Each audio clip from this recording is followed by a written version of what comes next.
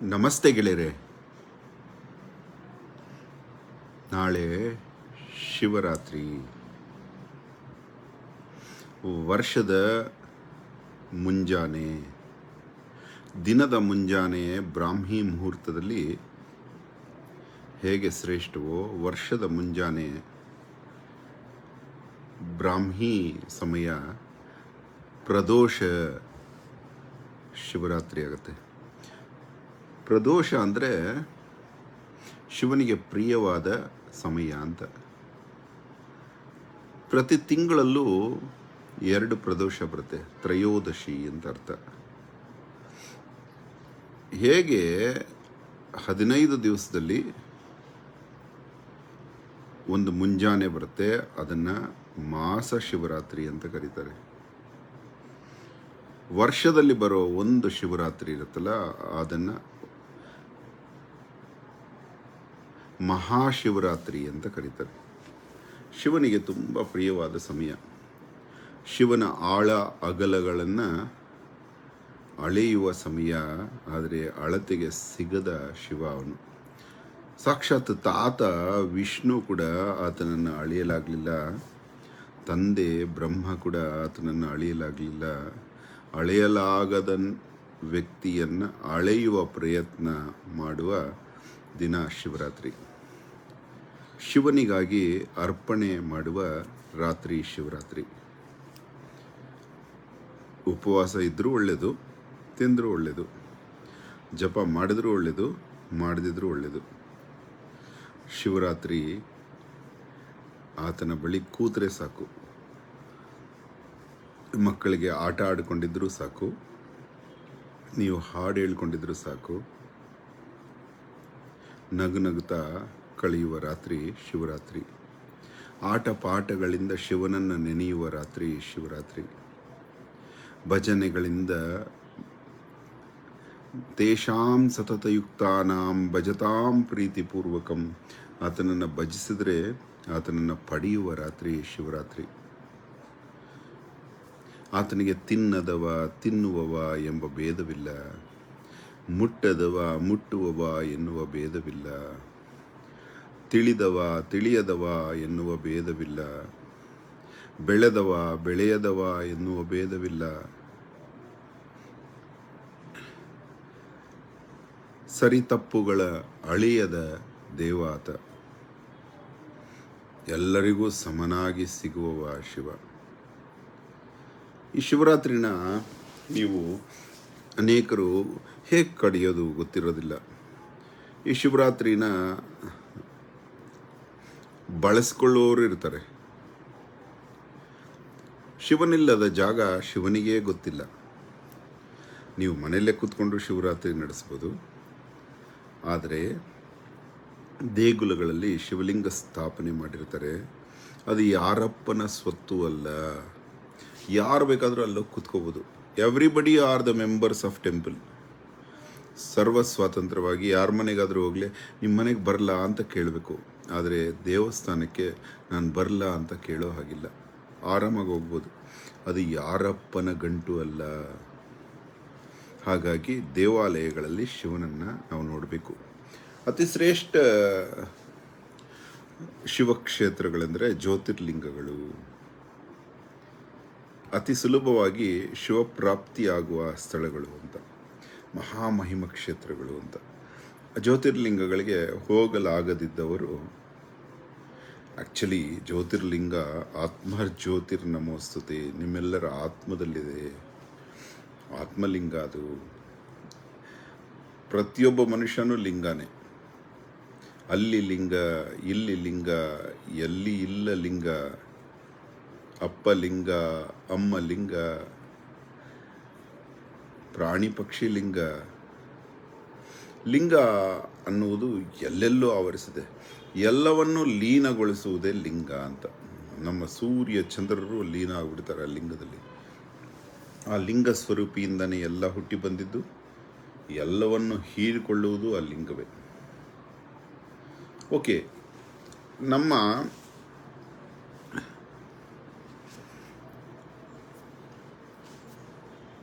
ಶಿವಭಕ್ತರಿಗೆ ಬಳುವಳಿಯಾಗಿ ಅನೇಕ ಜನ ಮಂದಿರಗಳನ್ನು ಕಟ್ಟಿದ್ದಾರೆ. ಯಾವುದೇ ಯುದ್ಧದಿಂದ ಸಂಪಾದಿಸಿ, ರಕ್ತಪಾತದಿಂದ ಸಂಪಾದಿಸಿ ಕಟ್ಟಿರೋ ಮಂದಿರಗಳು ಇವತ್ತು ಪತನ ಆಗಿದೆ. ಜನಗಳ ಶ್ರಮದಿಂದ, ಬೆವರಿನಿಂದ ಕಟ್ಟಿದ ಮಂದಿರಗಳು ಇವತ್ತಿಗೂ ಬೆಳಗ್ತಾ ಇದೆ. ಹಾಗೆ ನಿಮಗೆ ಹತ್ತಿರದಲ್ಲಿ ಅನೇಕ ಮಂದಿರಗಳಿರುತ್ತೆ, ಅತಿ ಶ್ರೇಷ್ಠ ಮಂದಿರಗಳಿರುತ್ತೆ, ಊರೂರಲ್ಲಿರುತ್ತೆ, ಸಾವಿರಾರು ವರ್ಷದ ಹಿಂದಿನ ದೇವಸ್ಥಾನಗಳಿರುತ್ತೆ, ಕಲ್ಲು ಕಟ್ಟಡಗಳಿರುತ್ತೆ, ಗುಹೆಯ ಅಂತರ ದೇವಸ್ಥಾನಗಳಿರುತ್ತೆ. ಉದಾಹರಣೆಗೆ ಗವಿ ಗಂಗಾಧರೇಶ್ವರ ದೇವಸ್ಥಾನ ಬೆಂಗಳೂರು, ಕೋಲಾರದಲ್ಲಿ ಸೋಮೇಶ್ವರ, ನಂದಿಯಲ್ಲಿ ಭೋಗನಂದೀಶ್ವರ, ಮೇಲೆ ನಂದಿಯಲ್ಲಿ ಯೋಗನಂದೀಶ್ವರ, ಶ್ರೀಶೈಲದಲ್ಲಿ ಮಲ್ಲಿಕಾರ್ಜುನ, ನಿಮ್ಮೂರಲ್ಲಿ ನಗರೇಶ್ವರ, ಹಿರಣ್ಯೇಶ್ವರ. ಹೀಗೆ ನಿಮ್ಮ ಊರಲ್ಲಿ ನಿಮ್ಮ ಹತ್ತಿರದ ದೇವರುಗಳು, ನಿಮ್ಮ ಮನೆ ದೇವರುಗಳು. ನಂಜುಂಡೇಶ್ವರ, ನಂಜನ್ನು ಉಂಡವನು ನಂಜುಂಡ. ನಿಮಗೆ ಒಂದು ಶ್ರೇಷ್ಠ ಕರ್ನಾಟಕದ ಕತೆ ಹೇಳ್ತೀನಿ. ಕೈಲಾಸದಲ್ಲಿ ಶಿವ ಪಾರ್ವತಿಯರು ನೆಲೆಸಿದ್ರು. ಕೈಲಾಸದ ಮುಂದೆ ರಾಕ್ಷಸ ಸರೋವರ, ಮಾನಸ ಸರೋವರಗಳಿದೆ. ಅವೆರಡರ ನಡುವೆ ಕೈಲಾಸಕ್ಕೆ ಎದುರಾಗಿ ಮಂದಾರಗಿರಿ ಇದೆ. ಆ ಮಂದಾರ ಪರ್ವತವನ್ನೇ ಸಮುದ್ರ ಮಂಥನದಲ್ಲಿ ಮಂಥನ ಮಾಡಿದ್ದು.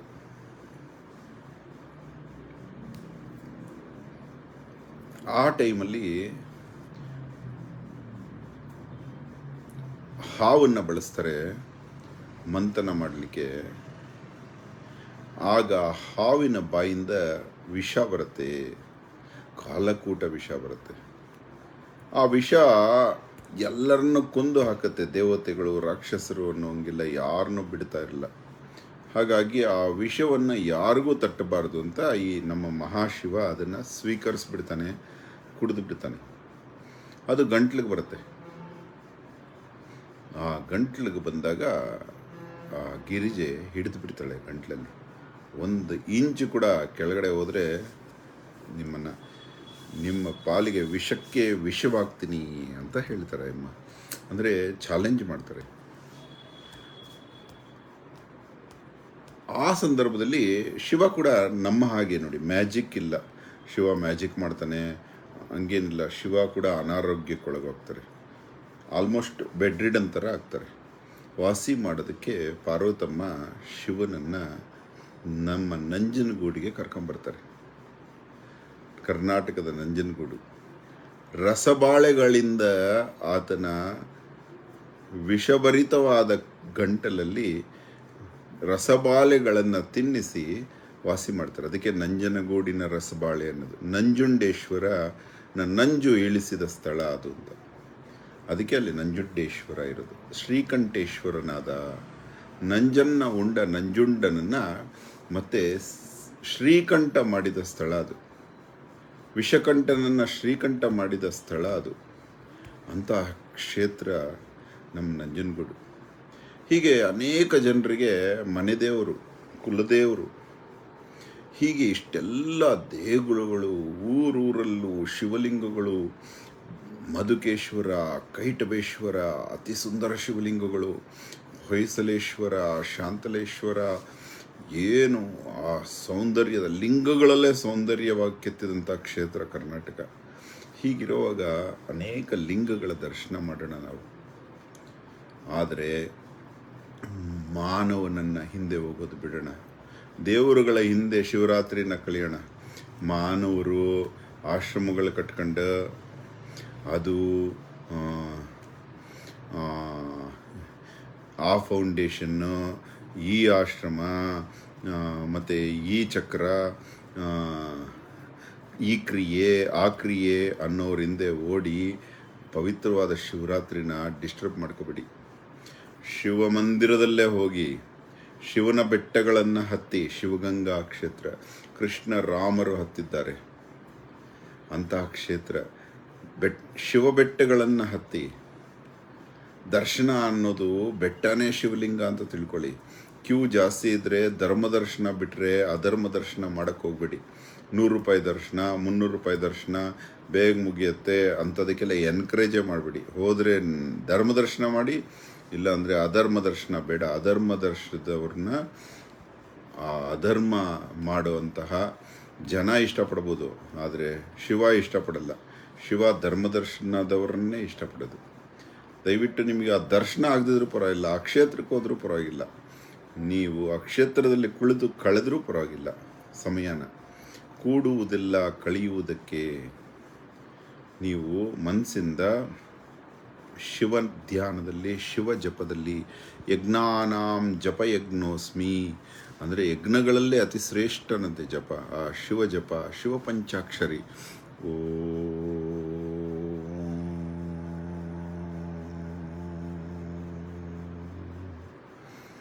ಶ್ರೀ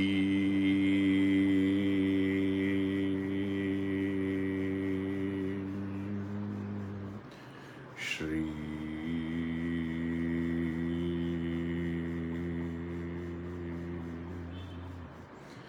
ಐ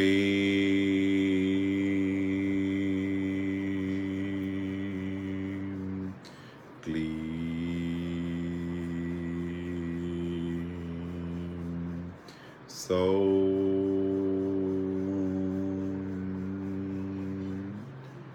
ಇದು ಶಿವಪಂಚಾಕ್ಷರಿ.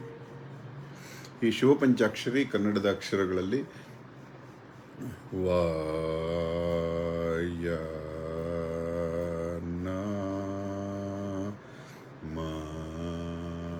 ಶಿ ಅಂತ 5 ಅಕ್ಷರಗಳು.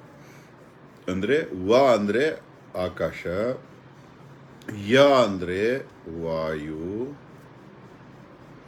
ನ ಅಂದರೆ ಅಗ್ನಿ, ಮ ಅಂದರೆ ನೀರು, ಶಿ ಅಂದರೆ ಭೂಮಿ. ಅಂದರೆ ಭೂಮಿಯಿಂದ ವಾವರೆಗೂ, ಭೂಮಿಯಿಂದ ಆಕಾಶದವರೆಗೂ ಹೋಗುವ ಆವರಿಸಿರುವ ಶಕ್ತಿಯನ್ನು ಶಿವಾಯ ನಮಃ ವಯನಮಶಿ ಅಂತ ಕರೀತಾರೆ. ಅದನ್ನು ಶಾರ್ಟ್ ಫಾರ್ಮ್ ಆಗಿ ಶಿವ ಅಂತ ಕರೀತಾರೆ. ಅಂದರೆ ಭೂಮಿ ಮತ್ತು ಆಕಾಶನ ಸೇರಿಸಿ ಶಿವ ಶಿವ ಶಿವ ಆಗೋಯ್ತು. ಶಿವಾಯ ನಮಃ ವಯನಮ ಶಿವಾಯ ನಮಃ ಶಿವಾಯ ನಮಃ ಶಿವಾಯ ನಮಃ ಶಿವಾಯ ನಮಃ ಶಿವಾಯ ನಮಃ. ಆ ವಯನಮಶಿ ಅಂತ ಇದ್ದರೆ ರಾಮ ರಾಮ ಅಂತಾದರೆ ಮರ ಮರ ಕೇಳಿಸುತ್ತೆ, ಮರ ಮರ ಅಂದರೆ ಹೀಗೆ ಪಂಚಭೂತಗಳನ್ನು ಆವರಿಸಿರುವ ಹೆಸರೇ ಶಿವ. ಶಿವ ಅನ್ನೋದು ಇಟ್ಟ ಹೆಸರಲ್ಲ ಯಾರು, ಅದು ಎದ್ದು ಬಂದ ಹೆಸರು, ಇದ್ದ ಹೆಸರು, ಅದು ಪ್ರಾಕೃತಿಕವಾದ ಹೆಸರು ಶಿವ. ಅತಿ ಸುಂದರವಾದ ಹೆಸರದು ಶಿವ. ಪಂಚಭೂತಗಳನ್ನು ಆವರಿಸಿರುವಂಥ ಹೆಸರದು. ದಯವಿಟ್ಟು ಮತ್ತೊಮ್ಮೆ ಹೇಳ್ತಾ ಇದ್ದೀನಿ, ಆಶ್ರಮಗಳು ಅಲ್ಲೂ ಇಲ್ಲಿ ಟೈಮ್ ಪಾಸ್ಗಳು ಮಾಡೋ ಬದಲು ಒಂದು ನಿಮ್ಮ ಮನೆಯೇ ದೇವಾಲಯ, ನಿಮ್ಮ ದೇಹವೇ ದೇಗುಲ, ಇಲ್ಲಾಂದರೆ ನಿಮ್ಮೂರಿನಲ್ಲಿ ಎಲ್ಲರೂ ಬೆವರು ಸುರಿಸಿ ಕಟ್ಟಿರುವಂಥ ದೇಗುಲ ಬಿಟ್ಟರೆ, ಅದು ಬಿಟ್ಟರೆ ನಿಮ್ಮೂರು ಹತ್ತಿರ ಇರುವಂಥ ಶ್ರೇಷ್ಠ ದೇವಸ್ಥಾನ, ಅದು ಬಿಟ್ಟರೆ ತೀರ್ಥಕ್ಷೇತ್ರ. ಇಷ್ಟು ಬಿಟ್ಟರೆ ನೀವು ಆ ಫೌಂಡೇಶನ್ನು ಈ ಫೌಂಡೇಶನ್ನು, ಆ ಕ್ರಿಯಾ ಈ ಕ್ರಿಯಾ ಅಂದ್ಕೊಂಡು ಕೋಟಿಗಟ್ಟಲೆ ಆಶ್ರಮಗಳು ಮಾಡಿಕೊಂಡು ಅದರ ಹಿಂದೆ ಹೋಗಬೇಡಿ. ದೇಗುಲಗಳ ಹಿಂದೆ. ಮತ್ತು ನಮ್ಮ ದೇಗುಲಗಳಲ್ಲೂ ತುಂಬ ತಪ್ಪುಗಳು ನಡೀತಾ ಇದೆ. ಒಂದು, ಕೆಲವ್ರನ್ನ ಒಳಗಡೆ ಬಿಟ್ಕೋತಾರೆ, ಕೆಲವ್ರನ್ನ ಆಚೆನೆ ಕಳಿಸ್ತಾರೆ. ಧರ್ಮದರ್ಶನದವರಿಗೆ ಹಿಂದ್ಗಡೆನೇ ನಿಂತು ದರ್ಶನ ಮಾಡಬೇಕು, ಸ್ವಲ್ಪ ದುಡ್ಡು ಕೊಟ್ಟರೆ ಮುಂದೆ ಕೂತ್ಕೊಂಡು ದರ್ಶನ ಮಾಡೋದು. ಇವನ್ನೆಲ್ಲ ಬಿಟ್ಟುಬಿಡಿ. ನೀವು ದರ್ಶನಕ್ಕೋಸ್ಕರ ಧೈರ್ಯವಾಗಿ ಹೊರಡಿ, ನಾವು ಧರ್ಮದರ್ಶನ ಮಾಡ್ತಾಯಿದ್ದೀವಿ, ನಮಗೇನು ಭೇದ, ದುಡ್ಡು ಕೊಟ್ಟರೆ ಮುಂದೆ ಹೆಂಗೆ, ನಾವು ಮುಂದೆನೇ ಬರಬೇಕು. ಹೋರಾಟ ಕಲ್ತ್ಕೊಳ್ಳಿ. ನಮ್ಮನ್ನು ನಿಲ್ಲಿಸಬೇಡಿ. ಒಂದ್ಸಲ ಗವಿ ಗಂಗಾಧರೇಶ್ವರ ದೇವಸ್ಥಾನದಲ್ಲಿ ಒಬ್ರು MP ಬಂದು 3 ಗಂಟೆ, ಮಧ್ಯರಾತ್ರಿ 3 ಗಂಟೆ ಕೂತ್ಕೊಂಡ್ಬಿಟ್ಟ ಒಳಗೆ. ಕ್ಯೂ ನಿಂತೋಯ್ತು, ಮಕ್ಕಳು ಮುದುಕರು ಎಲ್ಲ 3 ಗಂಟೆ ಕ್ಯೂ ನಿಂತೋಯ್ತು. ಆವಾಗ ಆತ ಆಚೆ ಬಂದ ತಕ್ಷಣ ಅಹೋರಾತ್ರ ರೇಗಾಡ್ಬಿಟ್ಟ ಅವ್ರ ಮೇಲೆ. ನಾಚಿಕೆ ಆಗಲ್ಲ. ರೆಪ್ರೆಸೆಂಟೇಟಿವ್ ಕೆಲಸ ಮಾಡ್ತಿದ್ದ ಅಹೋರಾತ್ರ, ದರ್ಶನ ಮಾಡೋಕ್ಕೋಸ್ಕರ ಅಲ್ಲ, ಬಂದವ್ರನ್ನ ದೇವ್ರ ಹತ್ರ ಕ್ಯೂ ಅಲ್ಲಿ ಚೆನ್ನಾಗಿ ಹೋಗೋ ಥರ ನೋಡ್ಕೋತಾ ಇದ್ದ. ಅವಾಗ ಆ ಎಂ ಪಿನ ಕರೆದು ಏನಯ್ಯ ನಿನಗೆ ನಾಚಿಕೆ ಆಗಲ್ವಾ, 3 ಗಂಟೆ ಹೋಗಿ ದೇವ್ರ ಮುಂದೆ ಕೂತ್ಕೊಂಡೆ, ದೇವರು ಜನಗಳು ನಿನಗೆ ಓಟ್ ಹಾಕಿರೋದು ಇದರ ವ್ಯವಸ್ಥೆ ನೋಡೋದಕ್ಕೆ, ನೀನು ಎಂಜಾಯ್ ಮಾಡೋಕ್ಕಲ್ಲ, ನೀನು ಹೋಗಿ ದೇವ್ರ ಮುಂದೆ ಕೂತ್ಕೊಂಡ್ರೆ ನಿಂಗೆ ಒಲ್ದು ಬಿಡ್ತಾನೆ ಅಂದ್ಕೊಂಡಿದೀಯಾ, ಇಷ್ಟು ಜನರನ್ನು ನಿಲ್ಲಿಸ್ಬಿಟ್ಟು ಕಾಮನ್ ಸೆನ್ಸ್ ಇರಬೇಕು ನಿನಗೆ, ತಪ್ಪು ಮಾಡಿದೀಯಾ ನೀನು, ಈ ರೀತಿ ಮಾಡೋಕ್ಕೆ ಹೋಗ್ಬೇಡ ಇನ್ಮೇಲೆ, ನೀನು ಆ್ಯಕ್ಚುಲಿ ಇಲ್ಲಿ ನಿಂತ್ಕೊಂಡು ಎಲ್ಲರಿಗೂ ದರ್ಶನ ಮಾಡಿಸ್ಬೇಕು, ಆವಾಗ ನೀನು ದರ್ಶನ ಮಾಡದಿದ್ರು ನಿನಗೆ ದೇವರು ಹೊರಗಡೆ ಬಂದು ನೋಡ್ತಾರೆ ನಿನ್ನ ಪವಿತ್ರತೆನ ಅಂತ ಬೈದಾಡ್ಬಿಟ್ಟ. ಆವಾಗ ಅವನ ಅಸಿಸ್ಟೆಂಟ್ಸು ಕೆಲವರು ಅವ್ರ ಹತ್ರನ ಹೊಡಿಯೋಕೆ ಬಂದರು. ಆವಾಗ ಆ ಮನುಷ್ಯ ಹೇಳ್ದ, ಇವ್ರ ಮನೇಲಿ ಊಟ ಮಾಡಿದ್ದೀನಿ, ಏನು ಅನ್ನಕ್ಕೆ ಹೋಗ್ಬೇಡಿ, ಕೋಪದಲ್ಲಿದ್ದಾನೆ ಅವ್ರ ಹತ್ರ, ಹೇಳೋದ್ರಲ್ಲಿ ಸತ್ಯ ಇದೆ, ಸುಮ್ಮನಾಗ್ಬಿಡಿ ಅಂತ ಎದ್ದು ಹೊಟ್ಟೋದ್ರು. ಮತ್ತೆ ಆತ ತೀರ್ಕೊಂಡ್ಬಿಟ್ಟಿದ್ದಾರೆ. ಮತ್ತೆ ಆತ ಆ ಕೆಲಸ ಮಾಡಲೇ ಇಲ್ಲ, ಮತ್ತೆ ಆ ಕೆಲಸಕ್ಕೆ ಹೋಗಲೇ ಇಲ್ಲ. ಅರ್ಥ ಮಾಡ್ಕೊಂಡ್ಬಿಟ್ಟಿರ್ತಾರೆ ಒಂದೇ ಸಲ. ದಯವಿಟ್ಟು ನೀವು ಶಿವಭಕ್ತರಾಗಿದ್ದರೆ ಇನ್ನೊಬ್ಬರ ದರ್ಶನಕ್ಕೋಸ್ಕರ ಉಪಕಾರ ಮಾಡಿ. ಶಿವಭಕ್ತರ ಆಗದೇ ಇದ್ದರೆ, ಅಂದರೆ ನೀವು ಇನ್ನೂ ಶಿವಭಕ್ತರು ಆಗಬೇಕು ಅಂತ ಆಸೆ ಇದೆ, ದರ್ಶನಕ್ಕೋಸ್ಕರ ಒದ್ದಾಡಿ. ನಿಜವಾದ ಶಿವಭಕ್ತನಿಗೆ ಇನ್ನೊಬ್ಬರಿಗೆ ದರ್ಶನ ಮಾಡೋದ್ರಲ್ಲಿ ಸುಖ ಸಿಗುತ್ತೆ, ದರ್ಶನ ಮಾಡಿಸೋದ್ರಲ್ಲಿ ಸುಖ ಸಿಗುತ್ತೆ. ನಾನು ನೋಡಬೇಕು ಅನ್ನೋ ಹುಚ್ಚು ಹೊರಟೋಗುತ್ತೆ. ಯಾವಾಗ ಪರಚಿಂತೆ ಬರುತ್ತೋ ಅವನು ಶಿವಭಕ್ತ ಅಂತ ಅರ್ಥ. ಯಾವಾಗ ಚಿಂತೆ ಬರುತ್ತೋ ಅವನಿನ್ನೂ ಭಕ್ತನೇ ಆಗಿಲ್ಲ ಅಂತ ಅರ್ಥ. ನನಗೆ ನಾನೇ ಹೇಗೆ ಹೋಗೋದು ಅನ್ನೋದಿರೋವರೆಗೂ ನೀನು ಭಕ್ತ ಆಗೋಕ್ಕೆ ಸಾಧ್ಯ ಇಲ್ಲ. ಅವ್ರಿಗೆ ದರ್ಶನ ಮಾಡಿಸೋಣ, ಇವ್ರಿಗೆ ದರ್ಶನ ಮಾಡಿಸೋಣ, ಅವ್ರಿಗೆ ಚೆನ್ನಾಗಾಗಲಿ ದರ್ಶನ, ನನಗೆ ಆಗದಿದ್ರೂ ಪರವಾಗಿಲ್ಲ, ಏನಿದೆ ನನ್ನ ಪುಣ್ಯ. ಅದೇ ರಾಮಾನುಜರು ಯಾಕೆ ಹೇಳಿ ದೊಡ್ಡ ವ್ಯಕ್ತಿ ಆಗಿದ್ದು, ಅವ್ರ ಗುರುಗಳು ನಮೋ ನಾರಾಯಣಾಯ ಅಂತ ಒಂದು ಮಂತ್ರ ಕೊಡ್ತಾರೆ. ಈ ಮಂತ್ರನ ಯಾರಿಗೂ ಹೇಳ್ಬೇಡಪ್ಪ, ನಿನ್ನ ತಲೆ ಸಿಡ್ದೋಗ್ಬಿಡುತ್ತೆ, ಈ ಮಂತ್ರ ನಿನಗೆ ಮಾತ್ರ, ಇದನ್ನು ಬೇರೆಯವ್ರಿಗೆ ಹೇಳಿದೀಯ ಅಂದರೆ ನಿನಗೆ ಕೆಟ್ಟದಾಗತ್ತೆ. ಅವಾಗ ಆ ಹುಡುಗ ಕೇಳ್ತಾನೆ, ಇದು ನನಗೆ ಕೆಟ್ಟದಾಗತ್ತೆ, ಈ ಮಂತ್ರ ನಾನು ಬೇರೆಯವ್ರಿಗೆ ಹೇಳಿದ್ರೆ ಅವ್ರಿಗೇನಾಗುತ್ತೆ ಅಂತ, ಅವ್ರಿಗೆ ಒಳ್ಳೇದಾಗತ್ತೆ ಅಂತಾರೆ ಗುರುಗಳು. ಆವಾಗ ಅವನು ಕಂಚಿಪುರಮಲ್ಲಿ ರಾಜಗೋಪುರವನ್ನು ಹತ್ತಿ ಜೋರಾಗಿ ಓಂ ನಮೋ ನಾರಾಯಣಾಯ ಅಂತ ಹೇಳ್ಬಿಡ್ತಾನೆ. ಎಲ್ಲರೂ ಕೇಳಿಸ್ಕೊಳ್ಳಿ, ನಿಮಗೆಲ್ಲ ಒಳ್ಳೇದಾಗತ್ತೆ, ನನ್ನ ತಲೆ ಚೂರಾಗತ್ತಂತೆ, ನನಗೆ ತಲೆ ಚೂರಾದರೂ ಪರವಾಗಿಲ್ಲ, ನಿಮಗೆಲ್ಲ ಒಳ್ಳೇದಾಗಬೇಕು ಅಂತ ಹೇಳಿ ಕಾಂಚೀಪುರಮಲ್ಲಿ ರಾಮಾನುಜರು ಮಾಡಿದ ಮೊದಲ ಪ್ರಯತ್ನವೇ ಆತನನ್ನು ಮಹಾಸಂತನನ್ನಾಗಿ ಮಾಡಿತು. ಕೊಟ್ಟಷ್ಟು ಬರುವುದು ವಿದ್ಯೆ, ಹಿಡಿದಷ್ಟು ಮರೆಯುವುದು ವಿದ್ಯೆ. ನಾವು ಪ್ರತಿಯೊಂದನ್ನು ಇನ್ನೊಬ್ಬರಿಗೆ ಕೊಡಬೇಕು. ರಾಷ್ಟ್ರದ ಎಲ್ಲ ಮಂತ್ರಿವರ್ಗದಲ್ಲೂ MLAಗಳಲ್ಲೂ ಒಂದು ಮನವಿ, ಇಂಥ ಸಂದರ್ಭದಲ್ಲಿ ನಿಮ್ಮ MLA ಪದವಿ ಉಪಯೋಗಿಸಿ ದರ್ಶನ ಪಡೆದ್ರೆ ಅದು ನಿಮಗೆ ಒಳ್ಳೆಯದಾಗಲ್ಲ.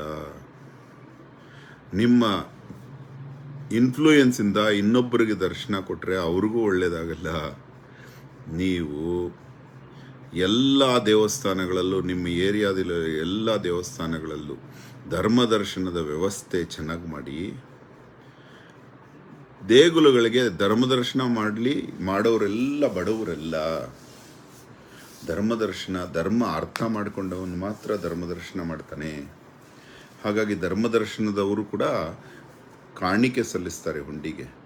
ಹಾಗಾಗಿ ನೀವೇನು ಸ್ಪೆಷಲ್ ಇನ್ಕಮ್ ತಗೋಬೇಕಾಗಿಲ್ಲ. ದೇವಸ್ಥಾನಕ್ಕೆ 300 ರೂಪಾಯಿ, 400 ರೂಪಾಯಿ, 500 ರೂಪಾಯಿ, 1000 ರೂಪಾಯಿ ಟಿಕೆಟ್ ಇಟ್ಬಿಟ್ಟು, ಅದು ದರ್ಶನ ಮಾಡೋರ್ಗೂ ಕೆಟ್ಟದು, ಮಾಡಿಸೋರ್ಗೂ ಕೆಟ್ಟದ್ದು. ಹಾಗಾಗಿ ಎಲ್ಲರೂ ಧರ್ಮದರ್ಶನ ಮಾಡಿದ್ರೆ ಬೇಗ ದರ್ಶನಗಳಾಗತ್ತೆ. ನೀವು ದುಡ್ಡು ದರ್ಶನನ ಫಸ್ಟ್ ಬಿಟ್ಬಿಟ್ಟು ಅವ್ರ ಜೊತೆ ಧರ್ಮದರ್ಶನನ ಲೇಟಾಗಿ ಬಿಟ್ಬಿಟ್ಟು ಲಂಬಾ ಕ್ಯೂಗಳನ್ನು ತೋರಿಸಿ ನಿಮ್ಮ ದೇವಸ್ಥಾನದ ಮಹಿಮೆ ಸಾರಕ್ಕೋದ್ರೆ ಯಾವತ್ತೋ ಒಂದು ದಿವಸ ಶಿವ ಅಲ್ಲಿಂದ ಎದ್ದೋಗ್ಬಿಡ್ತಾರೆ. ಶಿವ ನಿಲ್ಲುವುದಿಲ್ಲ ಅಧರ್ಮ ಇರೋ ಕಡೆ. ಧರ್ಮ ಇರೋ ಕಡೆ ನಿಲ್ಲೋನು ಸ್ಮಶಾನವಾಸಿ ಅವನು. ಅದಕ್ಕೆ ಅವನು ಸತ್ತವರಿರುವ ಜಾಗದಲ್ಲಿರುವನು. ಸತ್ತವರು ಹೂತಲ್ಲಿ, ಸತ್ತವನು ಬಿಟ್ಟದ್ದು ತಿನ್ನುವವನವನು, ತಿನ್ನದವ ಪೂಜಿಸುವ ತಿನ್ನದವನವನು, ತಿನ್ನುವರ ನೈವೇದ್ಯ ತಿನ್ನುವವನವನು. ನೋವಿಲ್ಲದವನವ ನೋವ ಕೊಡಲಹುದೆ, ಸಾವಿಲ್ಲದವನಂತೆ ಅವ ಕೊಲ್ಲಲಾರನು. ಎಷ್ಟು ಚೆನ್ನಾಗಿದೆ ನೋಡಿ. ಆ ಹಾಡು ಹಾಕ್ತೀನಿ. ಹಂಗೆ ಮತ್ತೆ ನಾವು ಪಾರ್ವತಮ್ಮ ಹೇಳ್ತಾರಲ್ಲ, ವಿಷಕ್ಕೆ ವಿಷವಾಗುವೆನಾದ ಆಯಮ್ಮನೆ ಪಕ್ಕದಲ್ಲಿ ಕೂತು ನನ್ನ ಬಗ್ಗೆ ಬರೆಯೋ ಅಂತ ಬರೆಸಿದ ಹಾಡದು. ಅದು ಮರೆಯೋಕ್ಕಾಗಲ್ಲ. ಫಸ್ಟ್ ತಿನ್ನದವ ಹಾಕ್ತೀನಿ ಶಿವಂದು.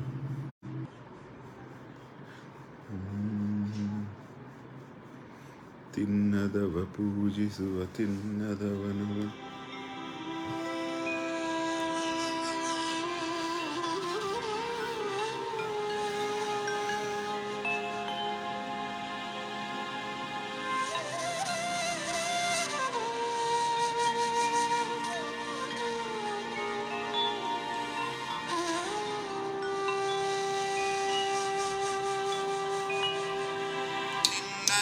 ಪೂಜಿಸುವ ತಿನ್ನದವನವನು, ತಿನ್ನುವರ ನೈವೇದ್ಯ ತಿನ್ನುವವನವನು. ಏನೇ ತಿನ್ನಿ ಶಿವ ಇಷ್ಟಪಡ್ತಾನೆ ನಿಮ್ಮನ್ನು. ಪೂಜಿಸುವ ತಿನ್ನದವನವನು, ತಿನ್ನುವರ ನೈವೇದ್ಯ ತಿನ್ನುವವನವನು. ನೀವು ಭಕ್ತ ಕನ್ನಪ್ಪ ಮಾಂಸದ ನೈವೇದ್ಯ ಮಾಡಿದ್ರೆ ತಿಂದವನು, ಕೊಂದವನು ತಿಂದಾಗ ಸತ್ತವನು ಅವನು. ಅಂದ್ರೆ ಆ ಸತ್ತ ಪ್ರಾಣಿನೇ ಶಿವ. ಬಿಟ್ಟ ಅದೇ ಸತ್ತವನು ಬಿಟ್ಟ ಹೆಣನ ಹುಳ ಆಗಿ ತಿನ್ನೋನು ಶಿವನೇ.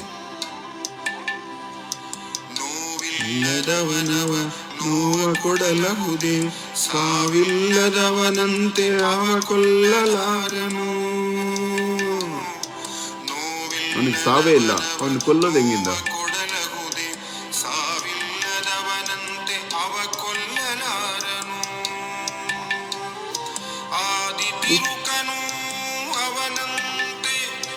ಕೊಡುವುದೆಲ್ಲಿಂದ? ಅವನೇ ಆದಿ ತಿರುಕ, ಅವನೇ ತಿರುಕ ಬೇಡವನು. ಅವನು ಕೊಡೋದೆಲ್ಲಿಂದ? ಬೂದಿ ಹಚ್ಚೋವನಿಗೆ ರೋಗ ಬರಲ್ಲ. ಅವನು ಭಸ್ಮ, ಅವನು ಸುಡೋದೆಲ್ಲಿಂದ?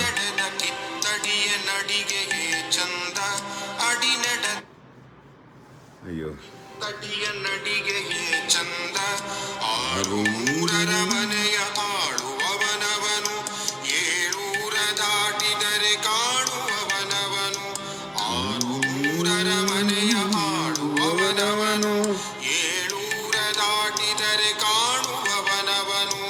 ಎಂಟೆದೆಯ ಭಂಟನವ ಗಂಟು ಬಿಡಿಸುವನು, ಎಂಟೆದೆಯ ಭಂಟನವ ಗಂಟು ಬಿಡಿಸುವನು. ನಾಲ್ಕೈದು ಸೇರಿಸಿ ನಕ್ಕು ನಗಿಸುವನು, ನಾಲ್ಕೈದು ಸೇರಿಸಿ ನಕ್ಕು ನಗಿಸುವನು. ಆರು ಮೂರರ ಮನೆಯ ಆಳುವವನವನು, ಏಳೂರ ದಾಟಿ, ಏಳೂರು ಅಂದ್ರೆ 7 ಚಕ್ರಗಳ ದಾಟಿದರೆ ಕಾಣುವನು. ಎಂಟೆದೆಯ ಭಂಟನವ ಗಂಟು ಬಿಡಿಸುವ, ನಾಲ್ಕೈದು ಸೇರಿಸಿ ನಕ್ಕು ನಗಿಸುವನು. ನಾಲ್ಕೈದು ಸೇರಿಸಿ ನಕ್ಕು ನಗಿಸುವನು. ನಾಲ್ಕೈದು ಸೇರಿಸಿ ಅಂದ್ರೆ ಹೆಣ್ಣು ಗಂಡು, ಗಂಡು 4 ಹೆಣ್ಣು 5. ನಕ್ಕು ನಗಿಸುವನು. ಹಂಗೆ ಶಿವನ ಪರಿಚಯ ಮಾಡಿಸುತ್ತೆ ಈ ಹಾಡು. ತಿನ್ನದವ ಪೂಜಿಸುವ ತಿನ್ನದವನವನು, ತಿನ್ನುವರ ನೈವೇದ್ಯ ತಿನ್ನುವವನವನು. ನೀನು ತಿಂದು ಪೂಜೆ ಮಾಡಿದ್ರೆ ಅವನು ತಿಂದು ಕೂತ್ಕೋತಾನೆ. ನೀನು ತಿನ್ನದೆ ಉಪವಾಸ ಇದ್ದು ಪೂಜೆ ಮಾಡಿದ್ರೆ ಅವನು ಉಪವಾಸ ನೀನು ಎದುರುಗಡೆ ಕೂತ್ಕೋತಾನೆ. ನೀನು ಏನು ತಿಂದರೆ ಅವನು ಅದು ತಿಂತಾನೆ. ವಿಷಾನೇ ಕುಡ್ದು ಅವನಿಗೆ ಏನು ವ್ಯತ್ಯಾಸ? ನೀನು ನಾನ್ ವೆಜ್ ತಿಂದರೆ ಆತ ನೀನು ತಿನ್ನುವ ಪ್ರಾಣಿಯ ಶರೀರ ಆಗ್ತಾನೆ. ನೀನು ಸತ್ತರೆ ನಿನ್ನ ದೇಹ ತಿನ್ನುವ ಹುಳ ಆಗ್ತಾನವನು. ಅಂದರೆ ಅವನಿಗೆ ಈ ಜಗತ್ತನ್ನು ಬ್ಯಾಲೆನ್ಸ್ ಮಾಡ್ತಾನೆ, ಯಾವುದನ್ನು ಹಾಳಾಗದಂಗೆ ನೋಡ್ಕೋತಾನೆ. ಆ ಶಿವನ ರಹಸ್ಯ ಗೊತ್ತಾದರೆ ನೀವು ಅಳೋದು ನಿಲ್ಲಿಸ್ಬಿಡ್ತೀರಿ. ಅಳು ಇರೋದಿಲ್ಲ ನಿಮಗೆ. ಆ ಶಿವ ಮೇರು ರಹಸ್ಯ ಅವನ ರಹಸ್ಯ ಗೊತ್ತಾದರೆ ಜಗತ್ತನ್ನು ನೀವು ಅಪಾರ್ಥ ಮಾಡ್ಕೊಳ್ಳೋದೇ ಬಿಟ್ಬಿಡ್ತೀರಿ. ಹಾಗಂತ ಅಹೋರಾತ್ರ ನಿನಗೆ ಶಿವನ ರಹಸ್ಯ ಗೊತ್ತಾ ಅಂದರೆ ದೇವರಣೆಗೂ ಇನ್ನೂ ಗೊತ್ತಾಗಿಲ್ಲ, ಅದಕ್ಕೆ ಈ ರೀತಿ ಒದ್ದಾಡ್ತಾ ಇದ್ದೀನಿ. ಅವನ ರಹಸ್ಯ ಗೊತ್ತಾದ ದಿವಸ ನಿಮ್ಮ ಮುಂದೆ ಇರೋದಿಲ್ಲ. ಅಹೋರಾತ್ರ ಸತ್ತು ಹೋಗ್ತಾನೆ. ಅದನ್ನೇ ಮುಕ್ತಿ ಅಂತ ಕರೀತಾರೆ. ದೇಹ ಬಿಟ್ಟು ಬಿಡ್ತಾನೆ. ಯಾರು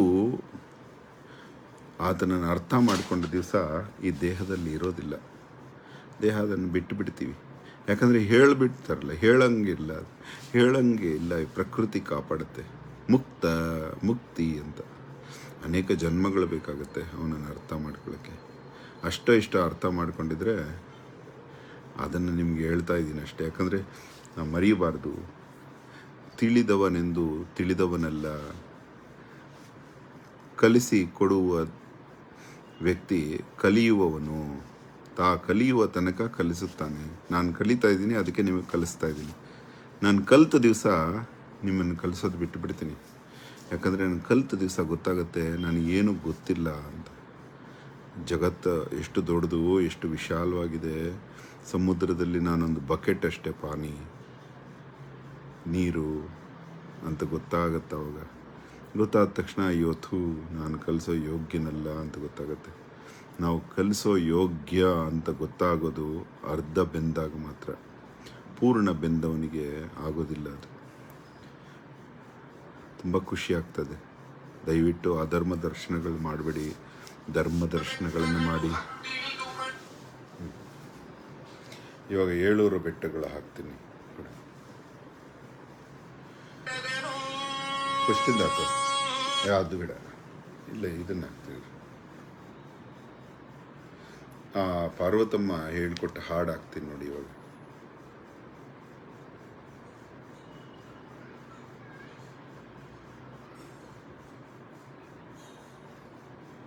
ಏಳೂರ ಬೆಟ್ಟಗಳು ಹತ್ತಿಳಿದು ಪಡೆದೆನೋ, ಅಂತಿಂತ ಗಂಡಲ್ಲ ಶಾರ್ದೂಲನವನನ.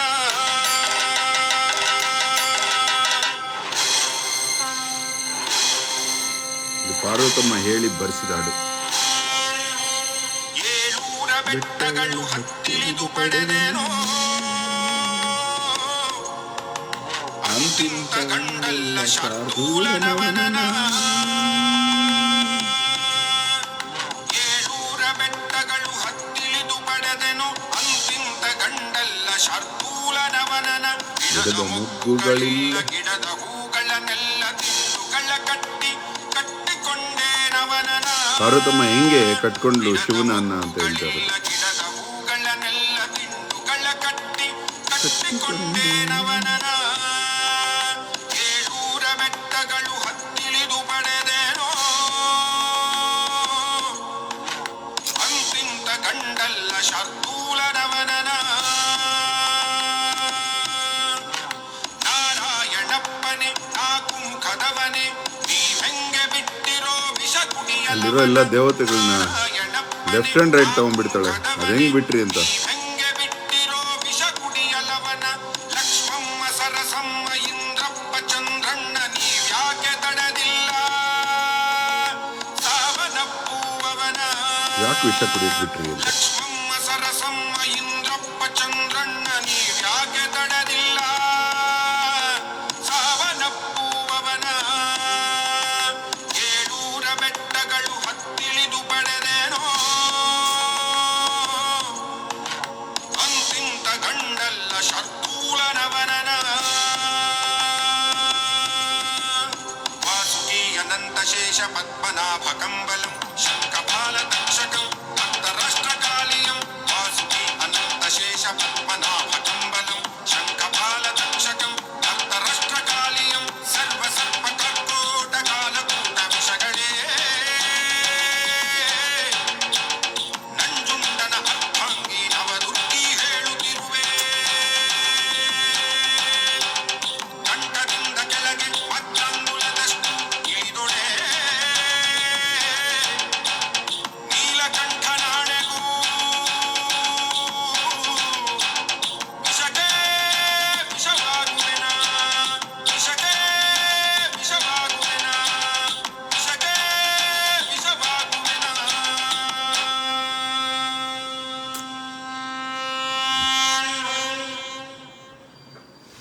ಆಯಮ್ಮ ಮಾತ್ರ ಈ ರೀತಿ ಬರ್ಸೋದಕ್ಕೆ ಸಾಧ್ಯ,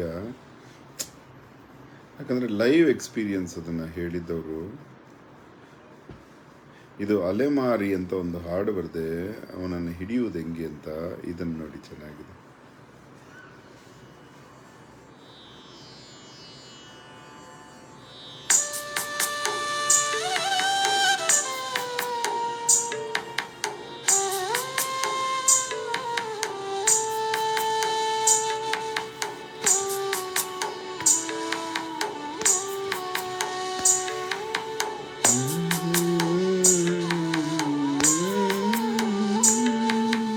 ಅಲೆಮಾರಿಯ ನಮಿಸಲು ಅಲೆದಲೆದು ಹೊರಟಿರುವೆ.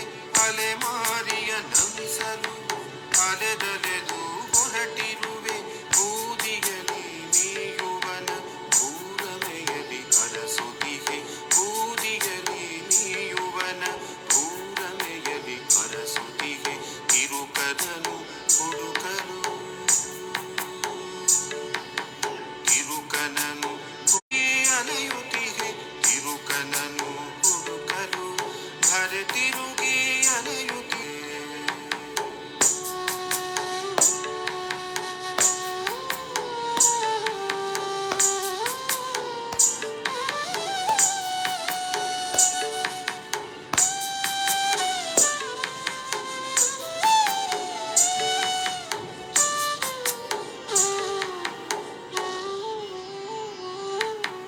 ಅಲೆದರು ಸಿಗನಂತೆ ನಿಂತಾಗ ನಗುವನು.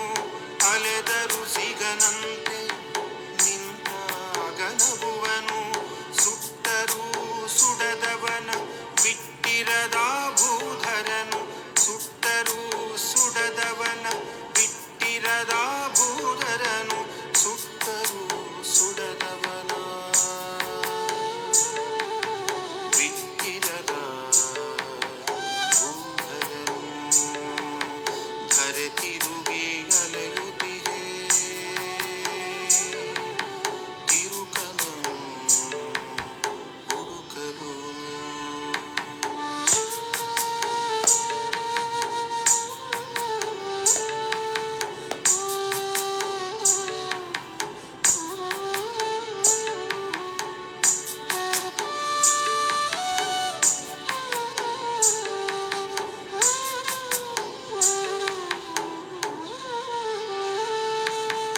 ಅಡಿಕಿತ್ತು ಅಡಿಗಿಡುವ ಕಿತ್ತಡಿಗೆ ತಿರುಕನು. ಅಡಿಕಿತ್ತು ಅಡಿಗಿಡುವ ಕಿತ್ತಡಿಗೆ ತಿರುಕನು. ಕಣ್ಣೊಳಗೆ ಕುಂತವನ ಕಣ್ಣಿಂದ ಕಾಣಲಹುದೆ. ಕಣ್ಣೊಳಗೆ ಕುಂತವನ ಕಣ್ಣಿಂದ ಕಾಣಲಹುದೆ. ಕಣ್ಣೊಳಗೆ ಕುಂತವನ ಕಣ್ಣಿಂದ ಕಾಣಲಹುದೆ. ಅಲೆಮಾರಿಯ ನಮಿಸಲು ಅಲೆದಲೆದು ಹೊರಟಿರುವೆ. ತಿರುಕನನು ಹುಡುಕಲು ಧರೆ ತಿರುಗಿ ಅಲೆಯುತ್ತಿಗೆ. ಅಲೆದಲೆದು ಹೊರಟಿರುವೆ. ಧರೆ ತಿರುಗಿ ಅಲೆಯುತ್ತಿಗೆ.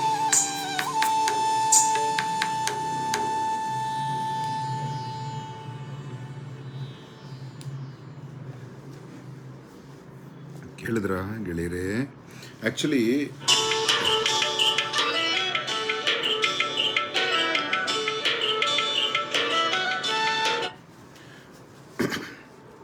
ಇದೊಂದು ಇಂಪಾರ್ಟೆಂಟ್ ಹೇಳಬೇಕಾಗಿತ್ತು. ಶಿವನನ್ನು ಒಲಿಸಿಕೊಳ್ಳುವುದು ಹೇಗೆ? ಶಿವನನ್ನು ಒಲಿಸಿಕೊಳ್ಳಲು ನೋಡಿ, ಅಷ್ಟು ಶಿವಭಕ್ತ ಆದರೂ ರಾಮಾಯಣದ ಯುದ್ಧದಲ್ಲಿ ರಾಮನಿಗೆ ಜಯ ಗಳಿಸ್ತು. ಶಿವಭಕ್ತನಾದ ರಾವಣ ಸೋತ. ಯಾಕಂದರೆ ಶಿವ ಎಷ್ಟೇ ಭಕ್ತರನ್ನು ಪ್ರೀತಿ ಮಾಡಿದ್ರೂ ತಪ್ಪುಗಳನ್ನು ಸಹಿಸುವುದಿಲ್ಲ.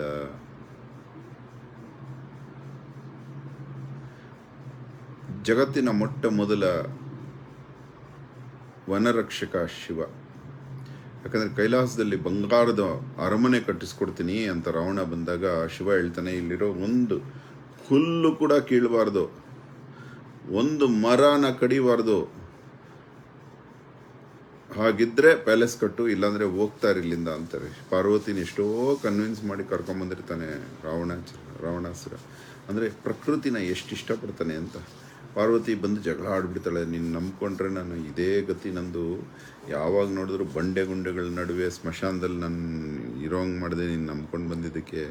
ನಮ್ಮ ತಂದೆ ಅವರೆಲ್ಲ ಬಂಗಾರದ ಅರಮನೆಗಳಲ್ಲಿದ್ದಾರೆ, ನಿನ್ನ ಭಕ್ತ ರಾವಣ ಇದ್ದಾನೆ, ನೀನು ಏನು ಹಿಂಗೆ ಮಾಡಿ, ಏನು ಬೇಕು ಪಾರ್ವತಿ ನಿನಗೆ, ಏನಮ್ಮ ಏನು ಬೇಕು ಅಂತ ಕೇಳ್ತಾನೆ. ಅದಕ್ಕೆ ಇಲ್ಲ, ಒಂದು ಸೂರು ಬೇಕಲ್ವಾ ಮಳೆ ಬಂದರೆ, ಅಂದರೆ ಮಳೆ ಬಂದರೆ ನಿನ್ನ ಮೋಡಗಳಿಗಿಂತ ಮೇಲೆ ಕರ್ಕೊಂಡು ಹೋಗ್ಬಿಡ್ತೀನಿ, ಮಳೆ ಬರಲ್ಲ ಅವಾಗ ನಿನ್ನ ತಲೆ ಮೇಲೆ ಅಂತ ಕನ್ವಿನ್ಸ್ ಮಾಡ್ತಾನೆ. ಬಿಸಿಲಾದರೆ ಬೆಟ್ಟದ ತುದಿಗಳಿಗೆ ಕರ್ಕೊಂಡು ಹೋಗ್ತೀನಿ, ಚಳಿ ಆದರೆ ಸಮುದ್ರ ತೀರಕ್ಕೆ ಕರ್ಕೊಂಡು ಹೋಗ್ತೀನಿ. ಆವಾಗಲೇ ಫಿಸಿಕ್ಸ್ ನೋಡಿ ಎಷ್ಟು ಚೆನ್ನಾಗಿ ಎಕ್ಸ್ಪ್ಲೈನ್ ಮಾಡ್ತಾನೆ ಶಿವ. ಅಂದರೆ ಆಲ್ಟಿಟ್ಯೂಡ್, ಹೈಯರ್ ಆಲ್ಟಿಟ್ಯೂಡ್, ಲೋವರ್ ಆಲ್ಟಿಟ್ಯೂಡು ಹೇಗೆ ಸಂಭಾಳಿಸ್ತಿದ್ದ, ಎಷ್ಟು ಚೆನ್ನಾಗಿ ಎಕ್ಸ್ಪ್ಲೈನ್ ಮಾಡಿದ್ದಾನೆ ಶಿವಪುರಾಣದಲ್ಲಿ. ಹಾಗಾಗಿ ಶಿವನ್ ಥರ ಬದುಕೋದು ಅಂದರೆ ಕಿತ್ತಡಿ ಅಂತ ಅರ್ಥ. ಅಡಿಕೀಳದೆ ಅಡಿಕಿತ್ತು ನಡೆಯುವುದು, ಅಡಿ ಊರದೆ, ಅಡಿ ಬೇರ್ನಂತೆ ಅಡಿ ಊರದೆ, ಒಂದು ಕಡೆ ನಿಲ್ಲದೆ ಎಲ್ಲಿಯೂ ನಿಲ್ಲದವನು, ಅದನ್ನೇ ಅಲೆಮಾರಿಯ ನಮಿಸಲು. ಅಲೆದಲ್ಲಿದ್ದು ಅವನೇ ಅಲೆಮಾರಿ. ಅವನು ಹಿಡಿಯೋಕೆ ಹೋದರೆ ಎಲ್ಲಿ ಹಿಡಿಯೋದು? ವಾರಣಾಸಿಗೆ ಹೋದರೆ ಅಮರನಾಥದಲ್ಲಿರ್ತಾನೆ, ಅಮರನಾಥಕ್ಕೆ ಹೋದರೆ ಕೇದಾರನಾಥದಲ್ಲಿರ್ತಾನೆ, ಕೇದಾರನಾಥ ಇದ್ದರೆ ವೈದ್ಯನಾಥಕ್ಕೆ ಹೋಗಿರ್ತಾನೆ, ವೈದ್ಯನಾಥಕ್ಕೆ ಹೋದರೆ ಇನ್ನೊಂದು ಕಡೆ ಹೋಗ್ತಾನೆ, ಮಲ್ಲಿಕಾರ್ಜುನಗೆ ಹೋಗ್ತಾನೆ, ಮಲ್ಲಿಕಾರ್ಜುನಗೆ ಹೋದರೆ ರಾಮೇಶ್ವರದಲ್ಲಿರ್ತಾನೆ. ಹೀಗೆ ಅವನೇ ಅಲಿತಾ ಇರ್ತಾನೆ. ಅವನನ್ನು ಅಲಿದ್ರೂ ಹಿಡಿಯೋಕ್ಕಾಗಲ್ಲ. ಅವನನ್ನು ಹಿಡಿಬೇಕು ಅಂದರೆ ನಿಲ್ಲಬೇಕು, ಒಂದು ಕಡೆ ನಿಲ್ಲಬೇಕು. ನೀವು ನಿಂತು ನಡೆಯುತ್ತಾ ನಿದ್ರಿಸಿದಂದು, ನಿದ್ದೆಯಲ್ಲಿ ಕುಂತಂದು ಬೆಳಗುವುದು ದೀಪ ಅಂತ. ಆ್ಯಕ್ಚುಲಿ ನಿಮ್ಗೆ ಬೋರ್ ಮಾಡ್ತಾಯಿದ್ದೀನಿ. ಒಂದೇ ಒಂದು ಮನವಿ, ಮನುಷ್ಯ ಮಾತ್ರರನ್ನು ನೀವು ಅನುಸರಿಸದೆ ಡೈರೆಕ್ಟ್ ದೇವರಿಗೆ ಕನೆಕ್ಟಾಗಿ ಶಿವರಾತ್ರಿಗೆ ನಿಮ್ಮೂರಿನ ಹತ್ತಿರದ ದೇಗುಲಗಳು, ಶಿವಾಲಯಗಳು, ಶಿವನಿಗೆ ನೀವು ಜಲ ಹಾಕಿದ್ರು ಪರವಾಗಿಲ್ಲ. ಹೋಗಬೇಕಾದ್ರೆ ನೀವು ಒಂದೇ ಒಂದು ಬಿಲ್ವಪತ್ರೆ 3 ದಳದ್ದು ಎತ್ಕೊಂಡೋಗಿ ಅಲ್ಲಿ ಕೊಟ್ಟು, ಅಲ್ಲಿಂದ ಬೇರೆ ಬಿಲ್ವಪತ್ರೆ ತಗೊಂಡು ಅದನ್ನು ನೀವು ಸ್ವೀಕರಿಸ್ಬಿಡಿ ಪ್ರಸಾದ ಅಂತ. ಸರ್ವರೋಗ ನಿವಾರಣಿ ಅದು. ಅದೊಂದು ಮಾಡಿ. ನಿಮ್ಮ ಊರಲ್ಲಿ ಶಿವಾಲಯ ಇಲ್ಲ ಅಂದರೆ ಪಕ್ಕದೂರಿಗೆ ಹೋಗಿ, ಇಲ್ಲ ಅಂದರೆ ನೀವು ಸಾಮರ್ಥ್ಯ ಇದ್ದರೆ ಜ್ಯೋತಿರ್ಲಿಂಗಕ್ಕೆ ಹೋಗಿ, ಶಕ್ತಿಪೀಠಕ್ಕೆ ಹೋಗಿ ಶಿವನನ್ನು ಆರಾಧಿಸಿ. ಯಾರೋ ಮನುಷ್ಯ ಮಾತ್ರ ಮಾಡ್ಕೊಂಡಿರೋ ಆಶ್ರಮಗಳಿಗೆ ಅಲ್ಲಿ ಇಲ್ಲಿ ಹೋಗಿ ಡೈರೆಕ್ಷನ್ಲೆಸ್ ಆಗಬೇಡಿ. ನೀವು ಹೋದ ದೇಗುಲಗಳಲ್ಲೂ ಅನ್ಯಾಯ ನಡೀತಾ ಇದ್ದರೆ ಎದ್ದು ನಿಂತು ಇದು ಅನ್ಯಾಯ ಅಂತ ಖಂಡಿಸೋದು ಕಲೀರಿ. ಅವಮಾನ ಆದರೂ ಸಹಿಸ್ಕೊಳ್ಳಿ, ಹೊಡೆದ್ರೂ ಓಡಿಸ್ಕೊಳ್ಳಿ. ತಪ್ಪು ಅನ್ನೋದನ್ನು ತಪ್ಪು ಅಂತ ಹೇಳೋದನ್ನು ಬಿಡಬೇಡಿ. ನೀವು ತಪ್ಪು ರೀ, ದುಡ್ಡು ಕೊಟ್ಟವ್ರನ್ನ ನೀವು ಮುಂದೆ ಬಿಡ್ತಾಯಿದ್ದೀರಿ, ನಾವು ಧರ್ಮದರ್ಶನದವ್ರನ್ನ ಹಿಂದೆ ಬಿಡ್ತಾಯಿದ್ದೀರಿ, ದೇವ್ರು ನಿಮ್ಮನ್ನು ಮೆಚ್ತಾನ, ಇದು ನ್ಯಾಯ ಅಲ್ಲ. ಅವ್ರನ್ನೂ ಬಿಡಿ, ನಮ್ಮನ್ನು ಬಿಡಿ. ಅವ್ರನ್ನ ದುಡ್ಡು ಕೊಟ್ಟಿದ್ದಾರೆ ಅಂತ ಬಿಡೋಕ್ಕೆ ಇದು ಮಾರಾಟ ಅಲ್ಲ, ದೇವಸ್ಥಾನ ಅದು ದಾನ. ಮಾಡಲಿ, ಅವರು ದಕ್ಷಿಣೆ ಹಾಕಲಿ, ಆದರೆ ಭೇದ ಭಾವ ಬಿಡಿ ಅಂಥೇಳಿ ನೀವು ಹೋರಾಟ ಮಾಡಿ ಪವಿತ್ರತೆಗೋಸ್ಕರ. ಅಲ್ಲಿರೋ ಪೊಲೀಸ್ ಡಿಪಾರ್ಟ್ಮೆಂಟ್ನ ನ್ಯಾಯ ಕೇಳಿ. ಅಲ್ಲಿ ಪೊಲೀಸ್ ಅವ್ರು ನಿಂತಿರ್ತಾರೆ, ಅವ್ರನ್ನ ಕೇಳಿ, ಇದು ಹೆಂಗಿದು, ದುಡ್ಡು ಕೊಟ್ಟರೆ ಮುಂದೆ, ದುಡ್ಡು ಕೊಡ್ತಿದ್ರೆ ಹಿಂದೆ, ಇದು ನನಗೆ ನ್ಯಾಯ ಅನ್ನಿಸ್ತಾ ಇಲ್ಲ ಅಂತ ಓಪನ್ ಆಗಿ ಎಲ್ಲರೂ ಮಾತಾಡೋಕ್ಕೆ ಶುರು ಮಾಡಿ. ಯಾರೂ ನಿಮ್ಮಲ್ಲಿ ಕೇಳುವ ನ್ಯಾಯಕ್ಕೆ ಅಡ್ಡ ಮಾತಾಡೋ ಶಕ್ತಿ ಯಾರಿಗೂ ಇಲ್ಲ. ಅದು ನ್ಯಾಯವಾಗಿದ್ದರೆ ಹೌದಲ್ವಾ ಅನ್ಕೋತಾರೆ. ಮತ್ತು ಶಿವ ಅಂತೂ ಅಧರ್ಮದರ್ಶನದವ್ರನ್ನ ಮೆಚ್ಚೋದಿಲ್ಲ, ಧರ್ಮದರ್ಶನದವ್ರನ್ನೇ ಪ್ರೀತಿಸೋದು. ಹಾಗಾಗಿ ಈ ಅಧರ್ಮದರ್ಶನದಲ್ಲಿ ಹೋಗೋರು ಕೂಡ ನೀವು ಬೇಕಾದ್ರೆ ಕಾಣಿಕೆಗೆ ಹುಂಡಿಗೆ ದುಡ್ಡು ಹಾಕಿ 300 ರೂಪಾಯಿ, ಧರ್ಮದರ್ಶನದಲ್ಲೇ ಹೋಗಿ ದರ್ಶನ ಮಾಡಿ. ಧನ್ಯವಾದ. ಅಹೋರಾತ್ರ.